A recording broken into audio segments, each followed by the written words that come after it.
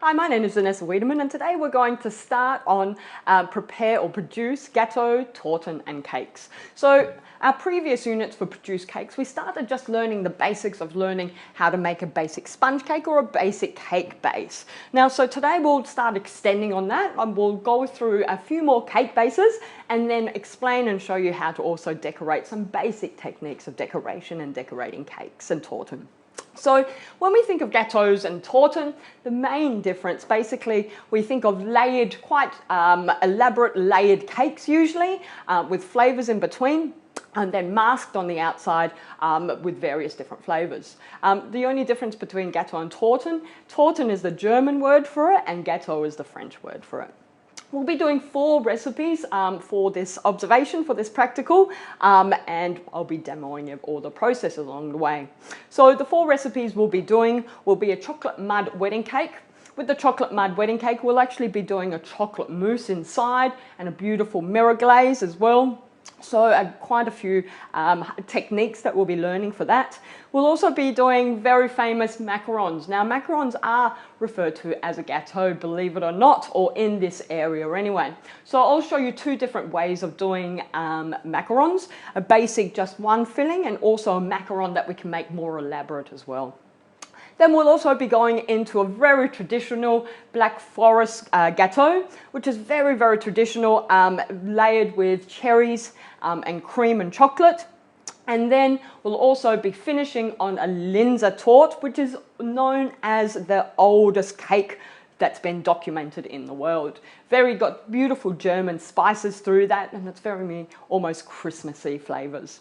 So that's what we'll be doing for this unit. So for a Black Forest gateau, basically what I've done, I've pre-prepared a lot of the ingredients and weighed out my ingredients. Mise en place is of utmost importance, and if you're not organised for your mise en place, you'll never be able to get everything ready properly. So obviously I have lined my tins beautifully with baking paper. I've also got my filling ingredients that we'll go through later and my batter ingredients. As you can see in my batter ingredients, I've weighed out a lot of the ingredients together because the actual recipe says that we can. So it's silly to put everything in separate containers. So in this bowl, I have plain flour, caster sugar, cocoa powder, baking powder, and then 2 types of leavening agents, which is bicarbonate soda and baking powder. Then what I'm going to do is I'll incorporate all of this, and then I'm going to start adding the wet ingredients into the dry ingredients. Now I've got room temperature eggs. What we did in the cake units, we tended to use a lot of butter. Now, so I'm doing a slightly different recipe, and we're going to be using oil instead and milk. So there are hydrating ingredients and what's going to get all our batter together. So first things first, I'm going to combine my ingredients in the bowl. This is really important, especially when you're using leavening agents. What you don't want is that maybe the leavening agents are missed out or not mixed through properly, and that's obviously going to affect your cake quite drastically. So you need to take care when doing that. So as I teach all my students, the easiest way to add dry ingredients to wet ingredients is that we create a well in our bowl. Then in that center of the well, we start placing all our liquid ingredients. Now I'm not going to put all the milk. At different times of the year, depending if there's higher moisture in the environment or less moisture in the environment, sometimes your batters will take more moisture or less moisture. So I can always add more, but I can't take it out because I don't want to incorporate more flour. So with a whisk, I'm going to start incorporating the ingredients from the inside out. What this does is starts slowly incorporating all that dry ingredient, and it's much easier to get a much smoother batter by doing this. One of the biggest differences you'll see with the cakes that we made in Produce Cakes is that we were aerating physically by adding with the eggs, by physically mixing the eggs and sugar together. However, because with this one, because we have our leavening agents in it, that itself is going to create the carbon dioxide, and hence why we're not whisking the cake as much. So slightly easier to make, without a doubt. And as you can see, we've got a beautiful, smooth batter. So once that batter is done,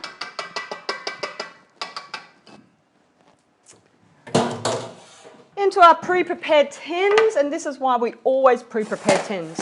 One of the most important things when we're using chemical leavening agents is that we don't leave our batter on the bench. There's only a small period of time that we need to get this into the oven.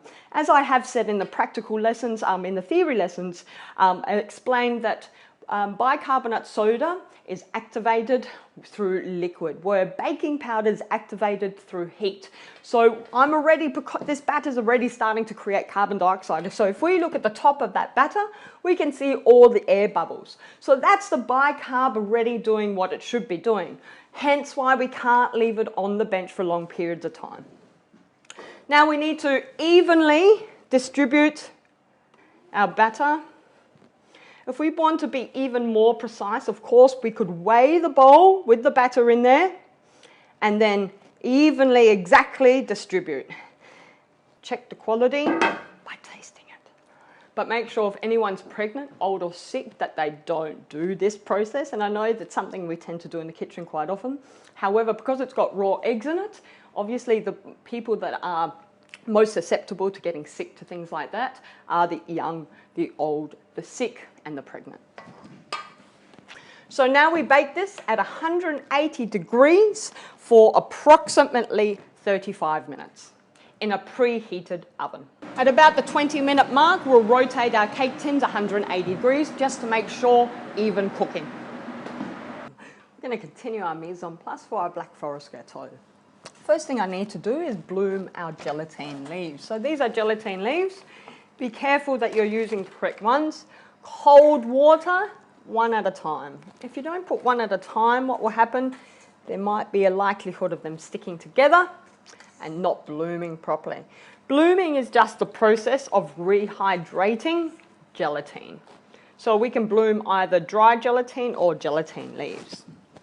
Then in a small pot, I'm going to add my sour cherry juice and caster sugar, quite simply, and I'm going to bring that to a gentle simmer. I'm going to bloom my gelatine for approximately 5-ish minutes, and once that is done, we're going to melt the gelatine in that warmed cherry juice so we can melt that gelatine. As you can see, our gelatine's quite soft now, more pliable, not hard. So once that's soft, we squeeze out the excess water, quite simply, stir it in, then we'll place that into a bowl and allow to cool 100% before we use it.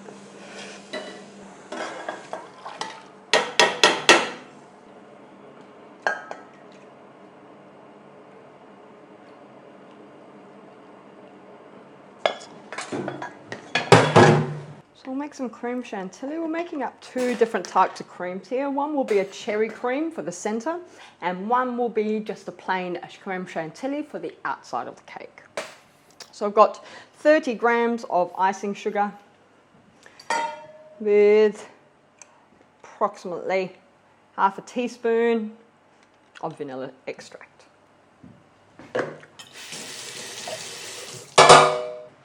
So for the cherry cream, we just need to whisk 600 ml of cream until medium peak.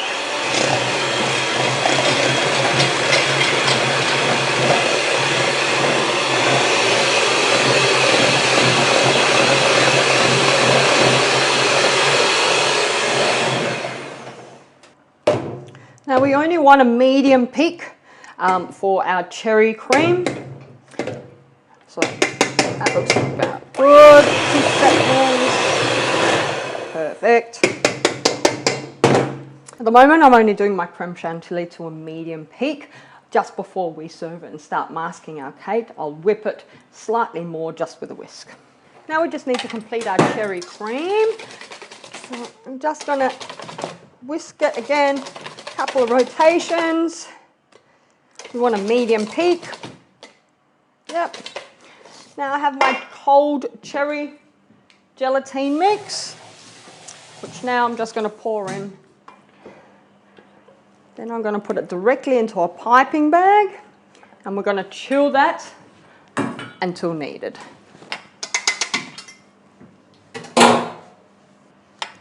Yes, it looks quite runny now, but because it has that gelatin in there, in the next hour, we'll set it for approximately an hour,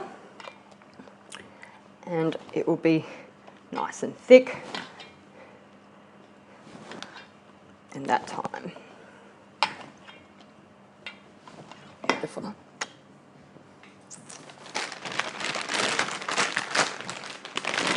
Quite simply, fill up a piping bag. We wrap the piping bag over our hand. Quite simply, we can pour that mix in. Of course, I have not cut the base of my piping bag, as I will leave that for just before remaining. Like so.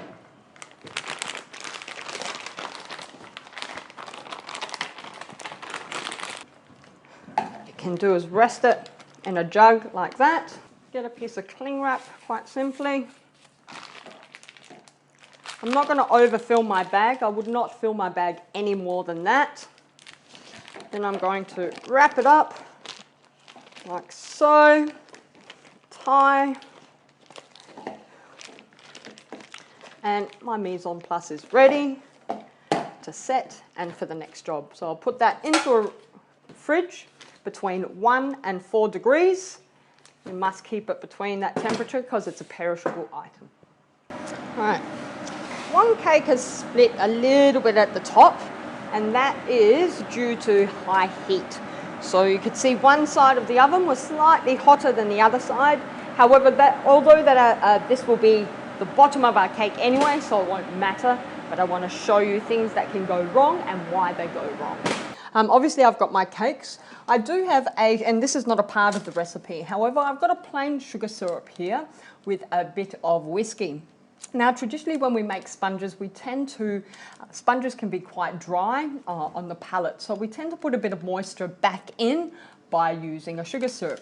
Traditionally, we always say that it is a 10% ratio to sugar syrup to alcohol. So for example, if I've got 100 mils of sugar syrup, I would put 10 mils of alcohol in there. So that's that. What is that?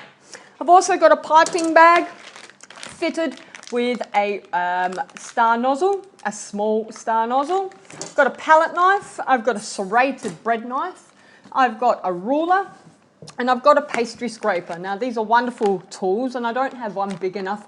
However, we can use pastry scrapers for masking, but I'm going to show you another way of masking with just something flat like a palette knife, or as such like a ruler that we could also use. I also have a cake board. Now, cake boards is a specialty item when we make cakes and gateaux. So specifically, this is really important for the serving and presentation. Then also, I have got a cake turntable. This allows me to mask my cake and turn it at the same time. Very important tools in the production of gateaux. So the first thing we really need to do is start cutting our cake. Now, so for our gateau, we're going to have 4 layers of cake. Now, there are specific tools to be able to do this that cut it quite evenly. One of those tools is almost like a fishing line that will cut it at different lengths.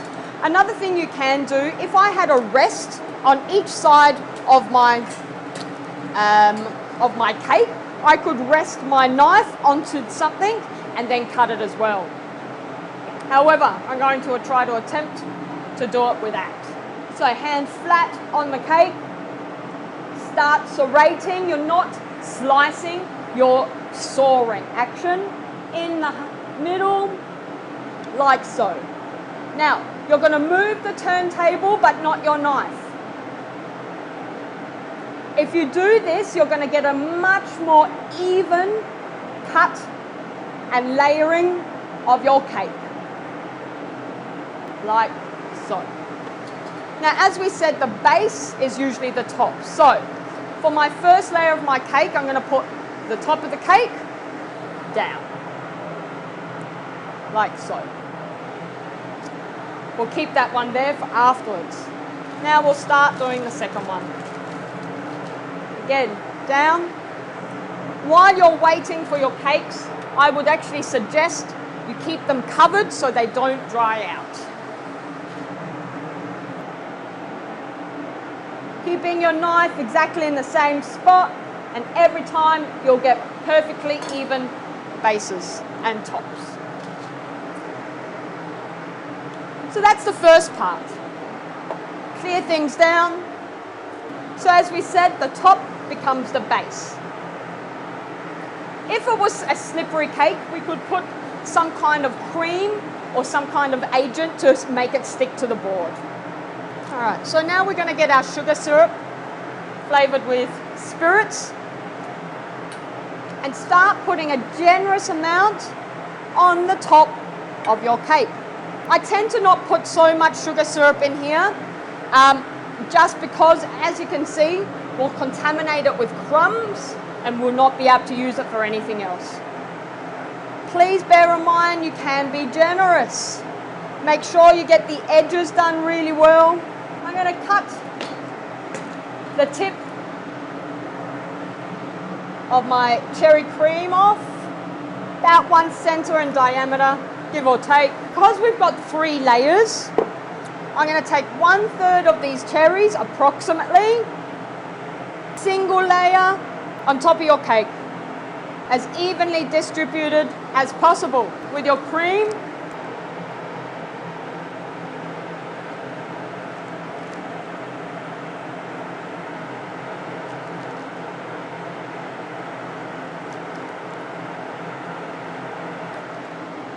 I didn't take it all the way to the edge because by the time we put the next layer on, it's going to squeeze that down. So, next layer on, like so, and repeat.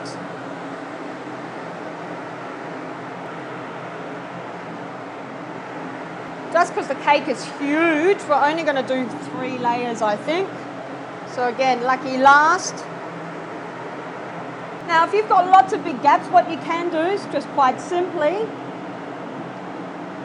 fill in the gaps.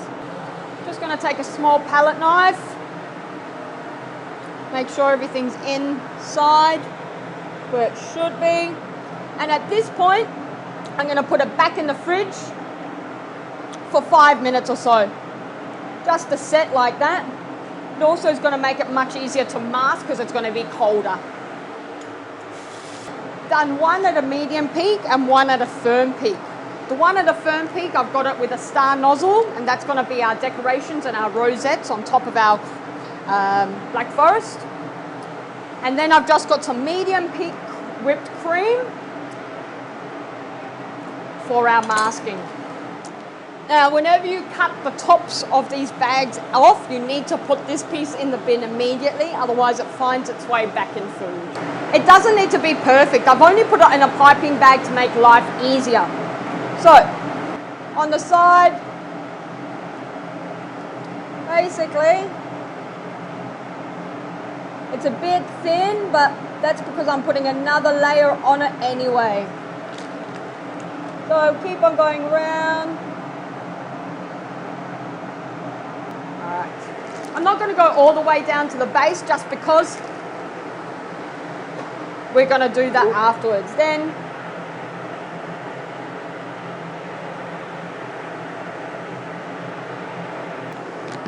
again, portion control is your profit in a kitchen. So now's the hard bit, so to speak. If I didn't get the top and I know I've gotten it too thick, I'm going to start by wiping up a little bit, even it out, and on the top. Don't waste your cream, you may need more. So now I keep my palette knife absolutely straight while I move on about a 45-degree angle while I move my cake. Now, if we take too much off, don't stress. We can fill in the gaps. All right? Same with the top. Now, we want it nice and straight. We've got to be careful not to play with our cream too much. Otherwise, we'll curdle it. At this point, I'm putting it back into the fridge.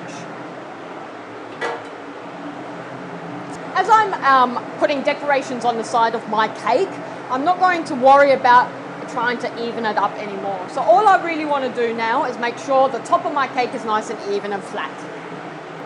All right, slate. What we want to do, like I said, if you can see it's a bit uneven, you can add a little bit more cream. Even it up. And then, quite simply,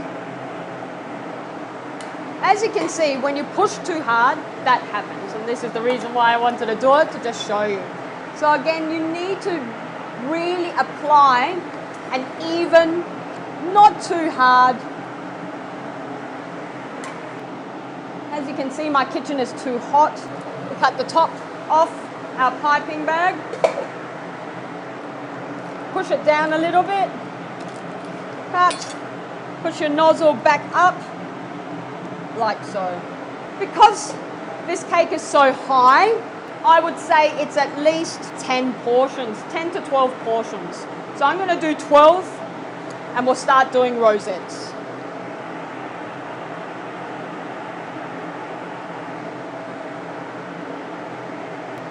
All right, now I'm going to start garnishing.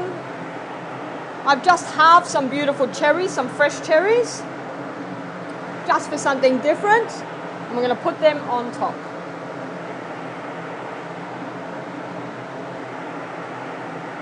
All right, so that's the start. Now we need to do one more thing, and that's the chocolate on the outside. But I'm going to put it back in the fridge because my cream is melting. Traditionally for a Black Forest Gateaux, we tend to grate chocolate and then stick it to the outside. However, I'm going to attempt to do a different type of decoration. Basically, it's still a chocolate decoration. However, it's a slightly more difficult with regards to the setting time and how quickly we get it onto our cake, so to speak. So, because I know my cake is approximately that high, hence why the height, what I'm going to pretty much do is almost make a crown and wrap it around the cake.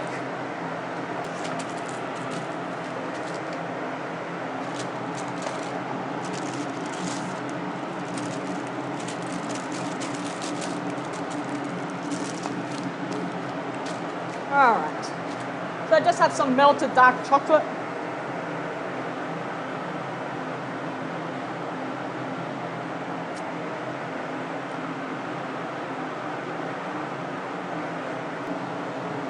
Now I'm doing the zigzag because that's what's going to hold my chocolate.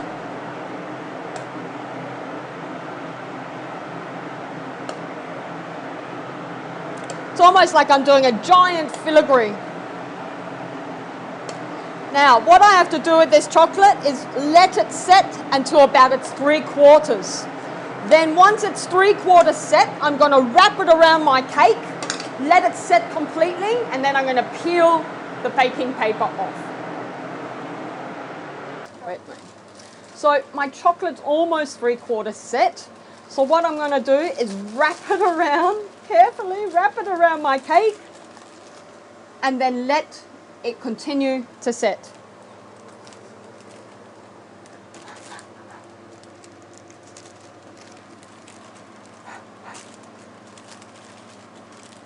So I'm going to now leave it like this to completely set on top, and then hopefully it comes off. So now, as you can see, my chocolate has set. So we carefully